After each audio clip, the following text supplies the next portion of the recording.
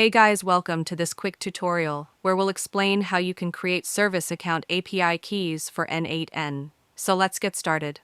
First, log into your Google Cloud Console using your Google credentials. Then, in the top menu, open the Project dropdown and select New Project, or go directly to the New Project page.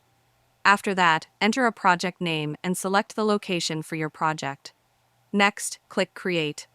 Once the project is created, check the top navigation bar to make sure your new project is selected. If not, select it from the dropdown. Now, let's enable the required APIs. Go to APIs and Services, then Library, and make sure you are in the correct project. After that, search for the API you need and enable it. For example, if you are using the Gmail node, search for and enable the Gmail API. Some integrations may also need additional APIs or special access, such as Google Perspective, which requires requesting API access, or Google Ads, which requires a developer token. Finally, click Enable. Next, let's set up a Google Cloud Service account. Open the left navigation menu and go to APIs and Services, then Credentials. This will take you to the Credentials page. Then, click Create Credentials and select Service Account. After that, enter a service account name and a service account ID. Once done, click Create and Continue. Next, based on your use case, you can select a role and grant users access to the service account. After that, click Done. Now, under the Service Account section, select your newly created service account. Then, open the Keys tab. After that, click Add Key and choose Create New Key.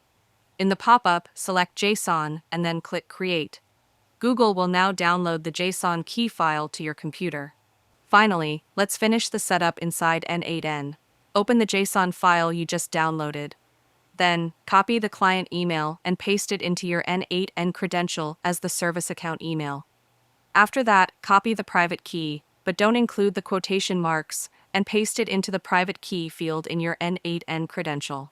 Optionally, you can enable the impersonated user setting. To do this, you must enable domain-wide delegation for the service account as a Google Workspace super admin, and then enter the email of the user you want to impersonate. If you plan to use this credential with the HTTP request node, then turn on the options set up for use in HTTP request node. After that, you'll need to add the necessary scopes for the node. N8n prepopulates some scopes, but you can also check the official OAuth 2.0 scopes for Google API's documentation for more details. And that's if you found this video helpful. Consider giving it a like and subscribe.